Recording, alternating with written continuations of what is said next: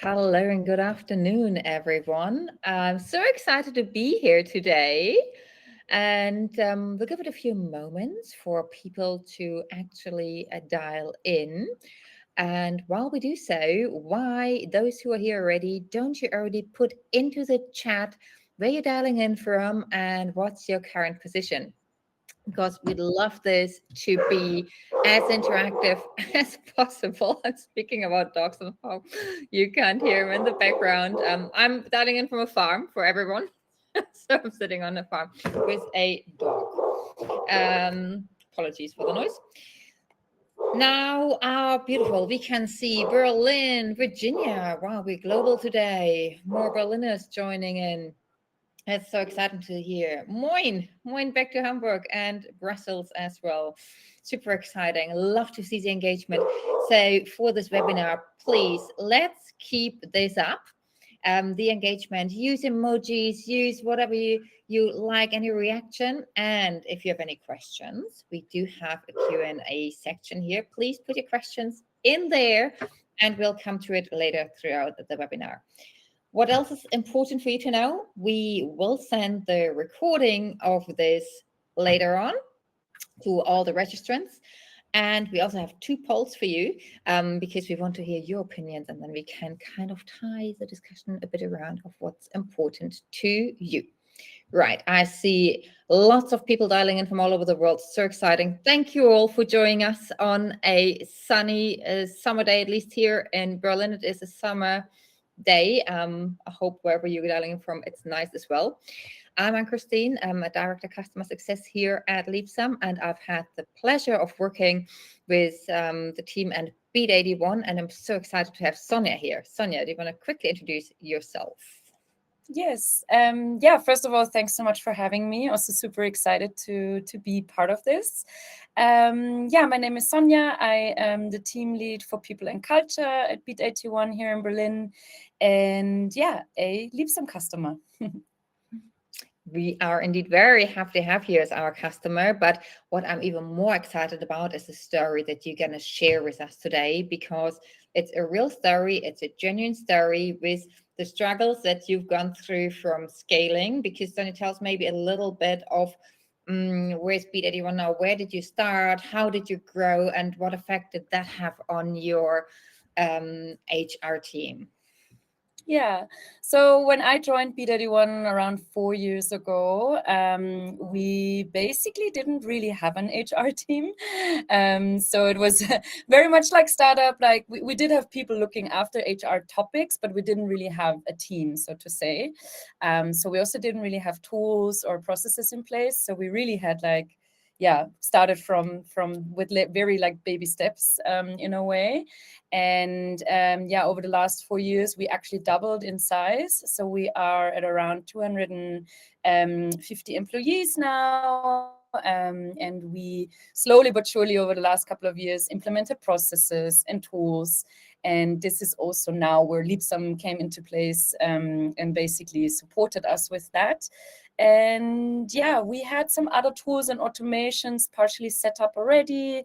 But because we have different split between our employees, between people that are actually sitting in offices versus people that are at our fitness studios, you can imagine their requirements and also their whole HR life cycle is slightly different.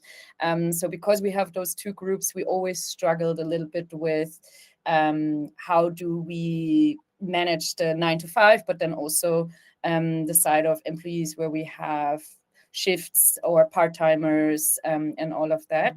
And this is where we try and consolidate tools as much as possible. Yeah, thanks, Sonja. Make sure that everyone's still under one roof, but exactly. Exactly, and has the same experience. And I think it's such a nice journey. And that's why I'm so excited. We're going to hear your story today of where you started with. That's incredible. No team at all. And then scaling up to 250 people, having some complexity in there with 2 different people and getting on your way with automation. So I'm excited later on to hear how you use this. And I think it's very admirable where you said, let's take a step back and stop doing things that should be running on itself, so we could spend time on the employee and the strategy. And before we dive into, I'd just like to know from our audience here that's been super engaged, please keep it up, with a poll that we're going to start and open up for you now. So let's see where you are at the moment with your onboarding process, because we can imagine Sonja just shared they grew and doubled in size and are continuing to grow. So please vote, where are you? Is it anywhere between manual or not even a system in place, or yes, you're good to go and you're thinking about what to automate next? So I'll have a look at the answers coming in to see where this kind of takes us. But please, everyone, do submit your votes. I kind of know where Sonja is standing because I've been working with BEAT81 or always the CSM working with her. Greetings to Sophie on this side. Yeah.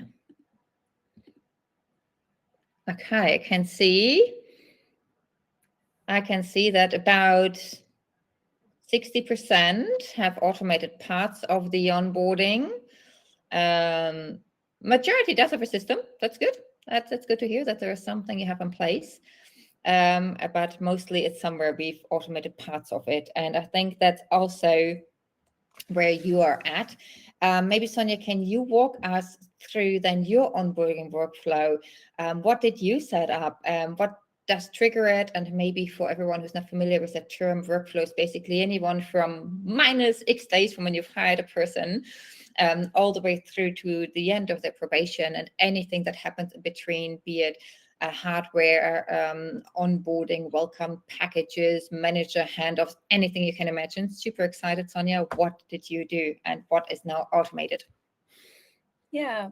Luckily a lot of things are automated because as we are onboarding around 15 to 20 people a month, I think everyone can imagine if you were to do these things manually, how time consuming it can be.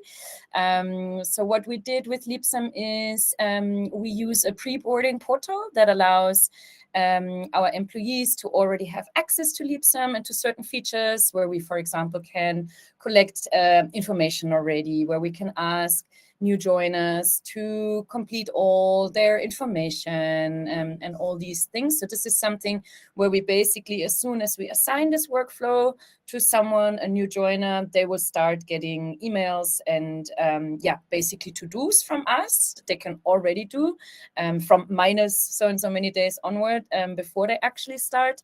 But what we have also done is we basically streamlined all the communication that needs to go out before the new joiner starts, basically any to-do, any touch points that we have, be it from an email that goes to the IT manager, letting them know that the new hire needs this kind of setup, when their start date is, to create their domains, to also letting our people managers know when to announce the new hire ideally and in what form we do that, linking Slack channels to it. So it's basically a long list of to-dos and tasks that are triggered. So it can either be a task that can be then ticked off, or it can just be a notification like an FYI email that goes out. So we basically do everything from having people sign certain documents ahead of time to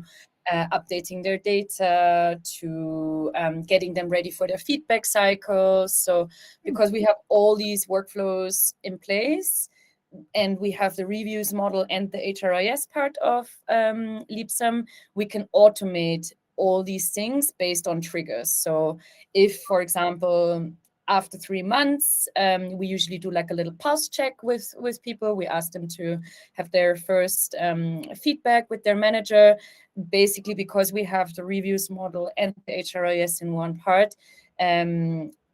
The review part knows to trigger certain tasks based on the start date, for example. So this is all things where we used to have to follow up with people individually, set up things and trigger things. This is now all basically in these workflows and is fully automated. So no one really has to, check again if a reminder went out.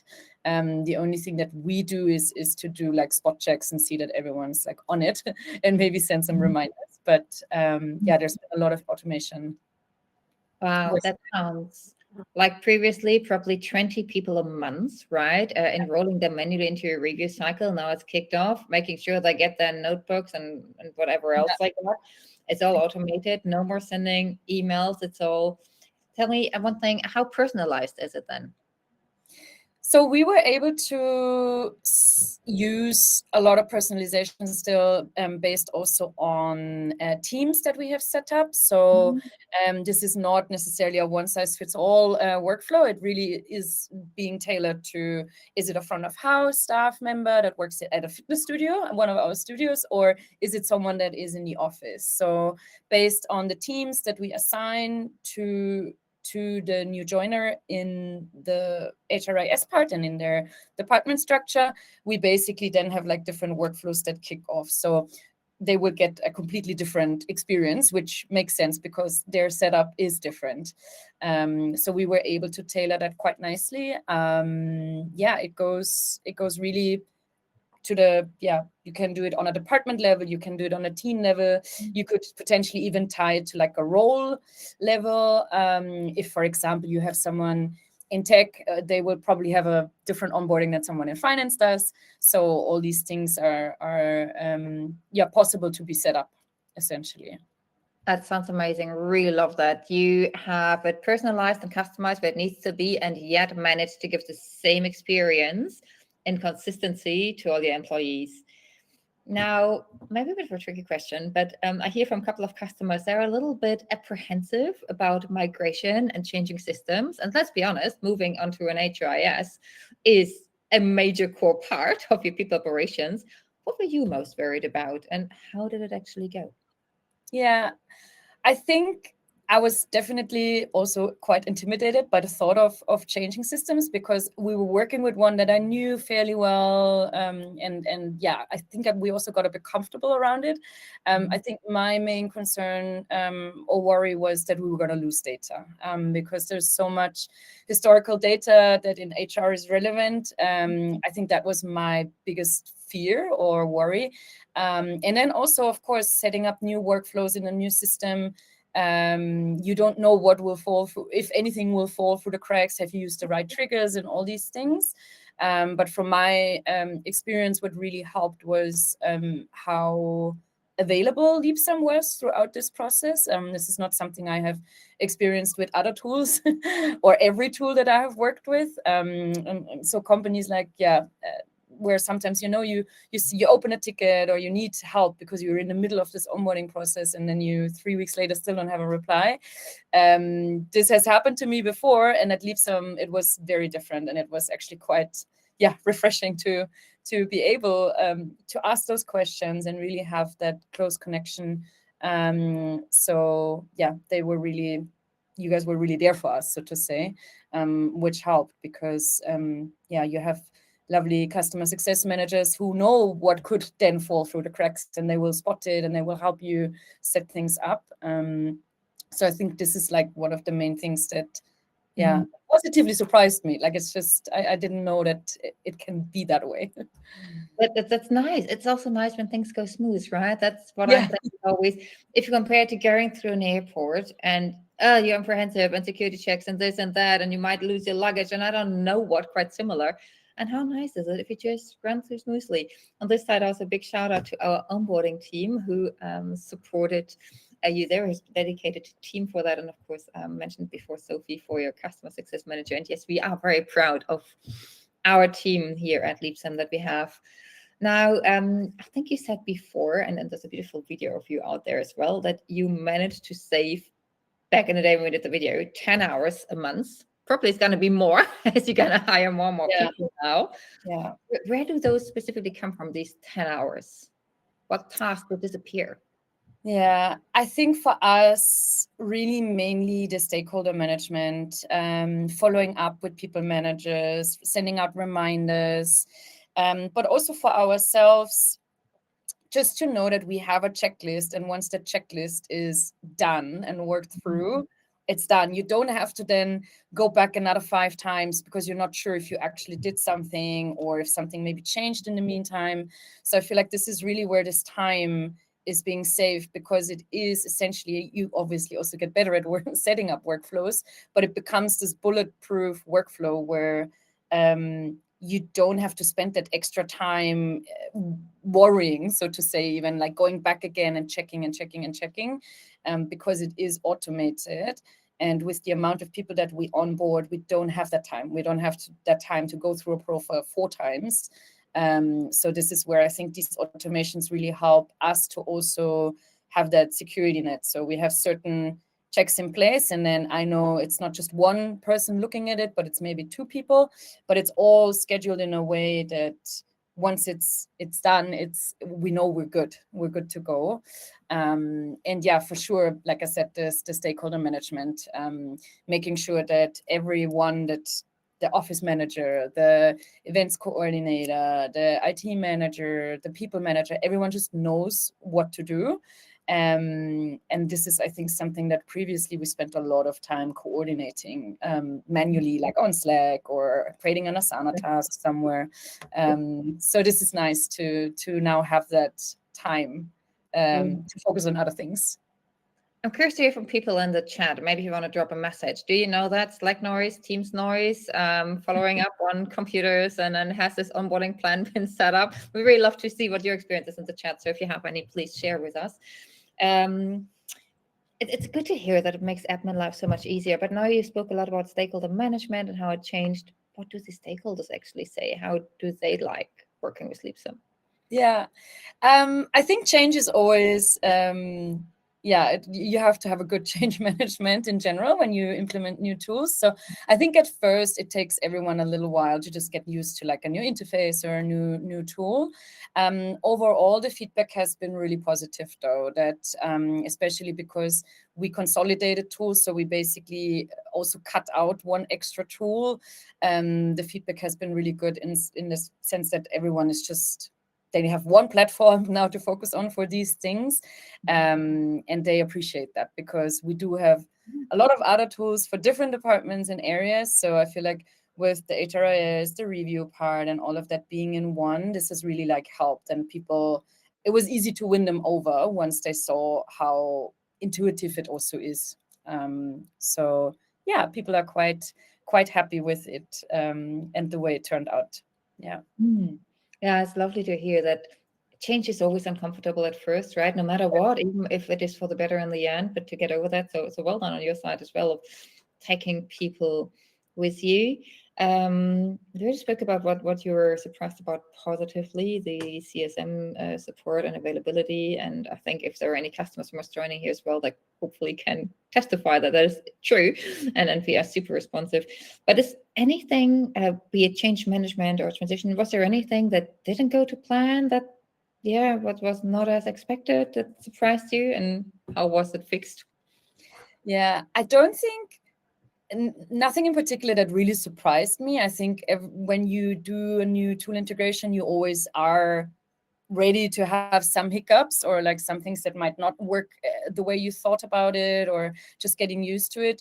I think for us, it was really just nailing down how to set up the workflows so that they work for us. So it wasn't necessarily something the tool couldn't provide, but it was more like us learning what are the triggers, how do the triggers work, what are certain filters or inclusion versus exclusion rules in terms of, I now want a specific group of employees to go through this funnel and another group of employees through that. So we still had to do a little bit of work actually on our side to make that fit into the way we wanted it in the end. But I think these things are completely normal, and I feel like it also taught us things, right? You learn new opportunities. So when you are used to a tool and you've always worked with the same tool, you also kind of get a little bit lazy in like trying to explore new ways of doing things. And I think especially with like the setup of the workflows, it actually also gave us ideas on what we can improve and what we could do better, because Leapsome just has a different function for it. So yeah, I think that was the main learning, just around workflows and all these things. But nothing that I didn't think could pop up at some point. I think we were quite realistic about it all. But that's so interesting you say that, right? Sometimes people think, let's copy what we had in one system to the new system. Yeah. And then you figure out, hold on, maybe there's something else that I could do differently, or make it more customized, or automate something else even more. Can you, maybe, I'm not sure, do you have something on your mind which was one of these things that you did do now they didn't have before? Yeah, well, at first also, I mean, I'm also guilty of like trying to just at first copy it over, because you're so secure in what you've had before, you just want to replicate it. So I think this is also something that we went through naturally. But something that we actually changed now or implemented nicely was we have a workflow for when people approach the end of their probation. So as I mentioned, we already have like in the reviews module, we already have feedback check-ins, like a quick pulse check after like 3 months, and then around 5 months in Germany we do like another one, which is then the official probation conversation that you have with employees. And because we have so many new joiners, it is sometimes difficult for C-level or the managed leadership team to follow up on these things, because no news is good news, so to say, but they sometimes would like to actually know a little bit more about it. So what we did is we created a workflow that requires from the people manager to, during the probation period, leave like little notes and feedback about a new joiner. And it's just an indication of everything is going as planned, or, hey, we had a couple of hiccups during the onboarding, but we are working on it. Everyone is like, the person is on track to pass the probation period. So we have like these little fields that we implemented in a workflow where basically the people manager is being prompted to give a little bit of feedback about the status of this person. And then it goes to our C-level management, and they can then see, okay, perfect, this person is on track. This person maybe needs a little bit more support, and all these things. And it's basically a complete automation, and it helps the leadership team to just have an eye on it. It's not really that they need to know in detail, but just they might also just have met this new hire and haven't had close contact with them. So knowing what's kind of going on also helps them. So this is something that we implemented that we haven't really thought about before. But yeah, this is one of the workflows we now have towards the end of the probation period. Yeah, thanks for sharing. I think this is nice, right? It provides some kind of a secure feeling to everyone in the organization, to your C-level, you said, but also to the people partners, but ultimately also to the employees themselves, right? Because they might want to know where they stand. So there should never be any surprise, in my opinion. There shouldn't be any surprise throughout probation. Yeah, and especially because onboarding, everyone is so busy, right? You start and you're already like, it feels like you already are so busy, you don't really like reflect on it. So, and I think that's also with our people managers that they sometimes don't even have it on the radar, that this is now the 3-month milestone, the 5-month milestone. I think it also prompts them to quickly reflect. And even if it's just a quick thumbs up, to just be like, oh yeah, it is going well. Everything is on track. It kind of like just prompts them to think about that as well. Yeah, less flying blind really, and having a good feeling about it. Yeah, exactly. I love that on the individual level. We just got an interesting comment in from Shandor. Thanks for posting it in. Yeah, it sounds like, have you been through that as well, Sonja? Starting with Google Sheets when you just started and then moving away from that? Yeah, I've spent a lot of time in Google Sheets in general, probably more than I would like to. No, yeah, for sure. It is, and it's so error prone as well, because you overwrite things or you delete something by mistake. I've definitely been there and done that. So having everything in the dashboard definitely helps to really create those bulletproof workflows. Yeah, Be compliant. I mean, yeah, we're in Germany. We have crazy laws around the reasons, really good reasons. Here, but compliance is such a big topic, and having it all in one place. Yeah, and also the thing, like I said, like if you onboard 15 to 20 people a month, and they might be in a different city, they might not be in Berlin, they might not be someone I have met yet, they might be at a studio as a front of house.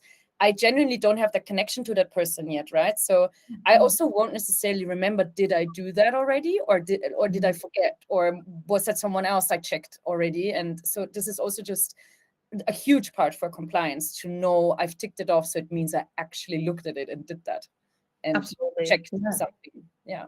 Yeah, it's so important really to know that you have done all the right steps, also for your own peace of mind, but certainly also for Exactly. legislation. You just mentioned dashboards, and we spoke a bit about reviews and Yeah. workflows. So I'm just interested, how does it help you to have all your people data and all your performance data into one platform? Are you doing something with that data you have now access to? Yeah, we do. So in the dashboard in general, it helps us that whether you are a people manager yourself or an employee or in HR, you see all your to-dos in one overview, basically. So it's easy for everyone to kind of like keep track of what they're supposed to be doing, and where they maybe are running behind on something. So I think this already helps a lot. And because we have the reviews and the HRIS in one part, you definitely have a more holistic overview in general. So it's much easier to then, once you're on someone's profile, you can already check, hey, was the peer feedback submitted for this person? Or you naturally just do more checks in that sense, because when I look at a person, I would like to look at that person from every angle, so to say. So while I might be just quickly updating something in their profile, I see their start date, or I see that in the dashboard there's another to do for them open, and it like just allows me to see, okay, there's not just one thing that still needs to be done, there's 2 or 3. Let me check that that everyone's aware of this, and maybe even remind them that they still have this to do sitting in their dashboard. So I think that is what helps us. And then of course it's a lot of data you can collect, right? With also the feedback side of things, self-evaluation, peer evaluation, how long has this person been with the company? So yeah, I think that's like quite a nice analytics opportunity as well, to like look at those numbers. That's super interesting to see. You have really no access to everything, and you know how it's going. There's one question. I think we're going to keep it till the end of our section, because I think you partially checked already on into it, but maybe we can sum it up in the end. Now, you've done a lot already with automations and workflows. So I'm curious, what HR process is next on your list? Something that you know, like, yes, that's what I'm going to build out next. Yeah. I didn't get to it yet. Yeah, I think the wish list is long, and the ideas are, yeah, it's definitely not the lack of ideas. I think what we really want to get to, because we are growing so fast, is almost like eliminate anything where there could be like a human error, right? If there is an automation there that can prevent you missing something, then you should definitely think about that. And that doesn't that just means, are there things that we at the moment complete in profiles manually, versus is this something I could maybe do through a bulk upload and then it's done once, rather than clicking through employees updating contract information or something like that when the contract is signed. So is there maybe an automation that can read the contract, and then based on the contract create the bulk import, like a Google sheet once again, or another import file,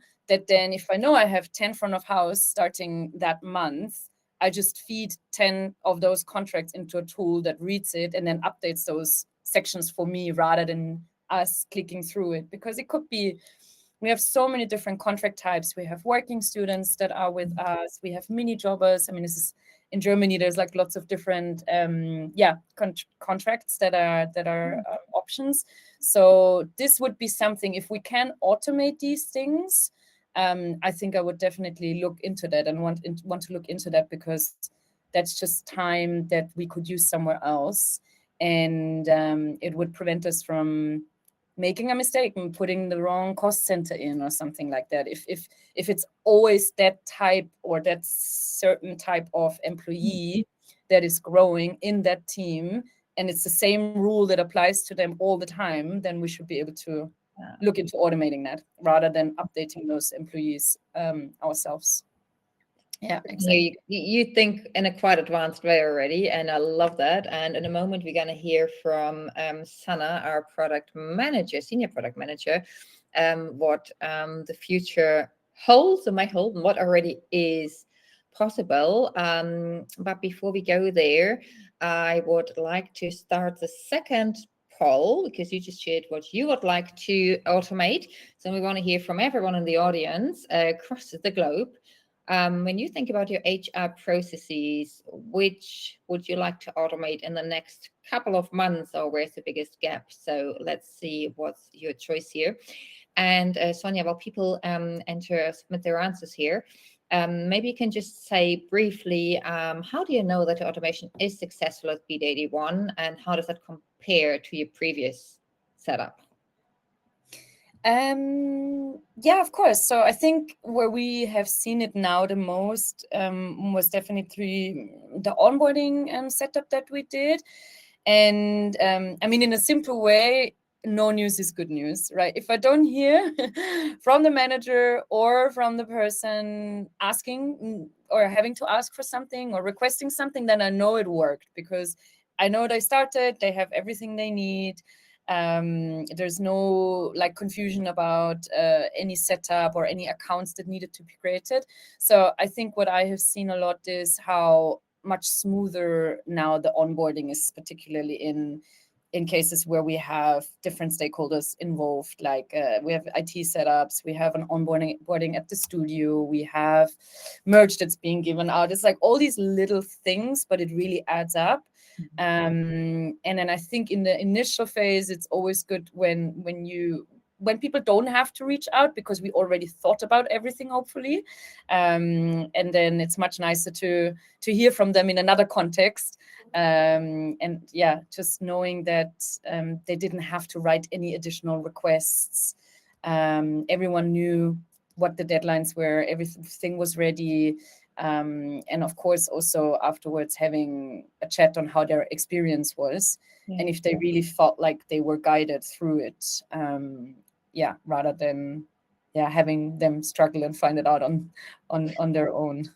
Fair enough. And you likely have you could run a survey as well, I guess, that's automatically triggered, where you could ask them, how was your onboarding experience? And hopefully we do also do check-ins with people and just in general, ask how it is. And I mean, there's always endless opportunities and new ideas coming in. So we also constantly try and add new things. That makes sense. Yeah. I really love what you said there, Sonja, because obviously everything that should be done and run automatically should automatically run, but there's always still a human element in there, because now you've really got the time to check in with people, and rather than running after a bank detail not being filled in or a peer review not letting it, you can have a conversation. How's it going? How are you doing? And supporting the business that way. Very exciting. So to quickly recap, we've heard from you how you saved 10 plus hours of time that you now use to have more human interaction. You've improved your stakeholder interface, reduced a lot of noise and a lot of cognitive load, I'd imagine, by not having these millions of messages. You've been more, or you likely are more compliant, because you eradicated some of the human error that will happen. Hopefully you don't miss the Google Sheets, because now you have an overview for everything. And I see the answers coming in from the poll. Thanks everyone for submitting them. We have a tie between onboarding and offboarding and employee data and records. With that, I'd like to invite Sana, our senior product expert, on the stage, and she could possibly show us in a very brief setup how we now build workflows in an automated way from a beautiful canvas, what's possible today, and what the future holds, where everything we do at Leapsome is kind of overarched by AI, and AI will also gonna hit heavily into the workflows where you in the future just explain in plain language what you want to do. And Sana, quickly a word on you, and it's all yours now. Thank you both for sharing, and I will literally share my screen, so I hope that will work. But before I do that, yes, my name is Sana. I'm a lead PM at Leapsome, and we invested a lot of time and continue to invest a lot of time and effort into workflows. And I'm very excited to show you how this looks like today. There will be some disclaimers about the near future, so stay tuned on that too. And without further ado, let me share my screen.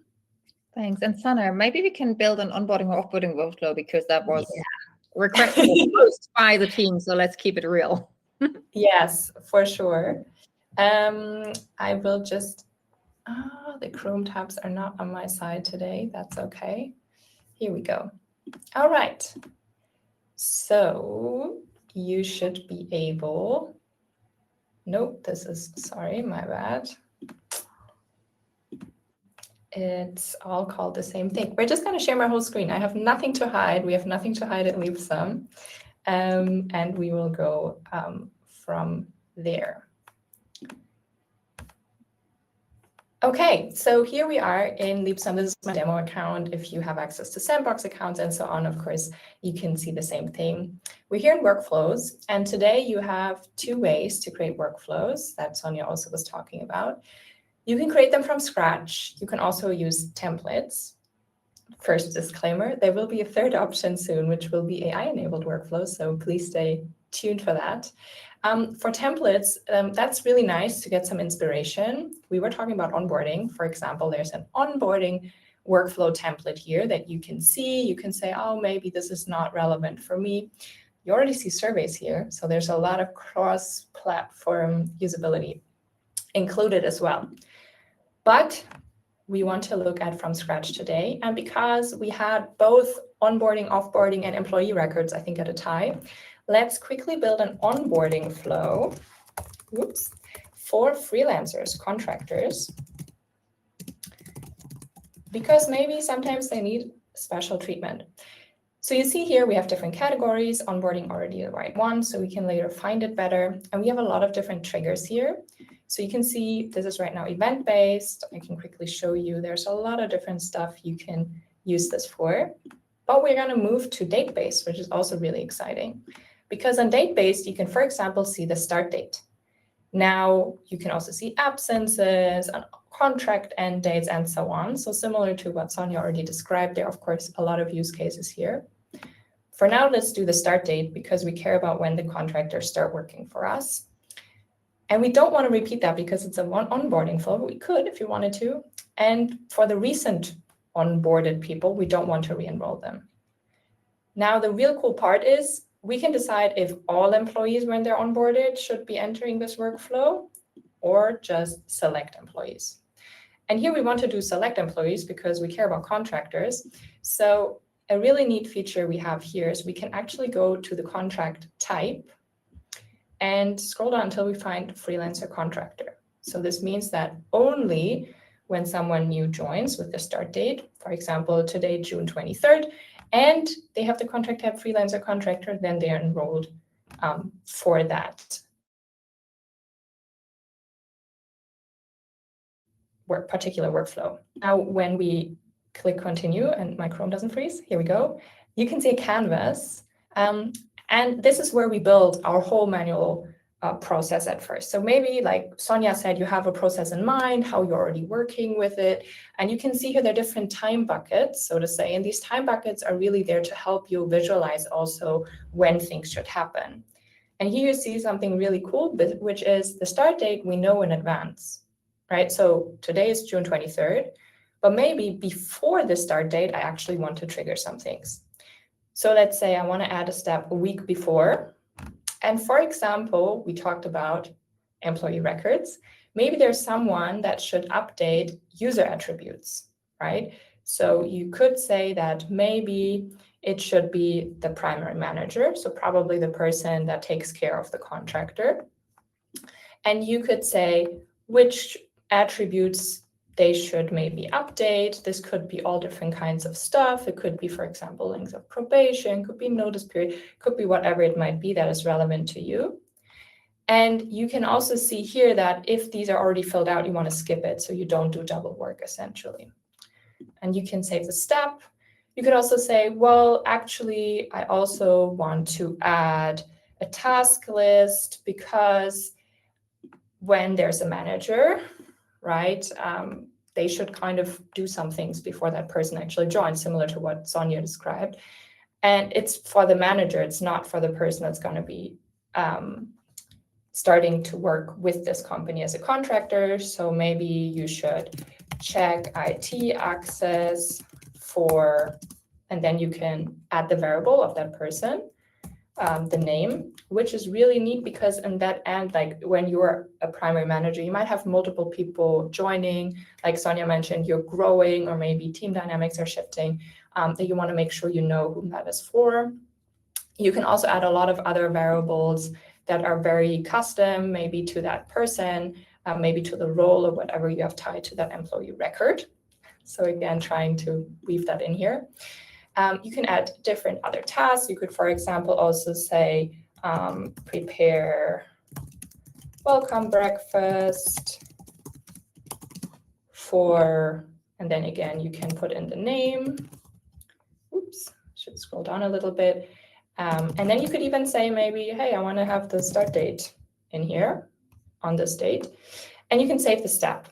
And maybe afterwards you're like, well, actually, only when the user attributes have been set, I want to trigger this task list. Otherwise, I'm going to bombard my manager. You can pull that in, and then it's a sequential step. So only once the manager has at least looked at these user attributes, they will get the task list that we just built. Same goes, maybe I'm realizing, actually this task list, this should actually be different. So I don't want it to be 7 days before. Maybe I just want it to be 5 days before, for whatever reason. So you could move this around. You could also drag and drop it in between. You can play around with it. You could even add steps. For example, like I should send a notification, and you see this little icon. And this just means you can keep building, you can keep moving. You don't need to worry about it. A lot of the times what we realize is that, like Sonja mentioned about, hey, how do we know about the success about an automation? We want to know also how was the onboarding process in between. We might have tasks for different people in here, even for the employee themselves or the contractor in this case. Or maybe we say, well, we want to enroll them in a survey because what happens a lot of times, maybe we want to do it, maybe 2 months after they joined and started working with us, because we want to make sure that we actually get feedback on our onboarding process. How are we working with these contractors and so on? I could even say, hey, I only want to have included the contractors that are working at a specific location and so on and so forth. So it's very customizable.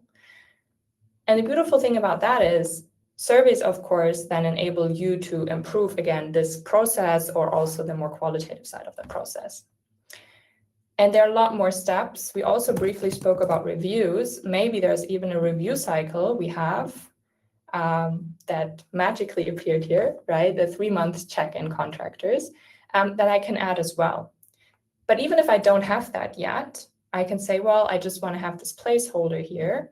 You can save the step anyway and move on, and you can save as draft. When you go back to editing, you will also see that everything's a bit more condensed. It's cleared up for you. You can also zoom in further. You can zoom out for whatever reason. If you have different screen sizes and so on, you can recenter. And last but not least, you can see that with all of these steps, the idea is to provide you the guidance and you the functionality to build what you really need. And this is the beauty also of Leapsome in general, because this is being improved as we speak. I already said before, we can activate this now, for example. It's really easy. But it will always tell you if there's something missing that you might still need to do, which is really great because you can then fill it in. But you can also have it so that other people are workflow admins and also share these views. And last but not least, I will go back to our workflows overview, because as I mentioned, there will be a third option, and that third option will guide you through this entire process with the help of AI.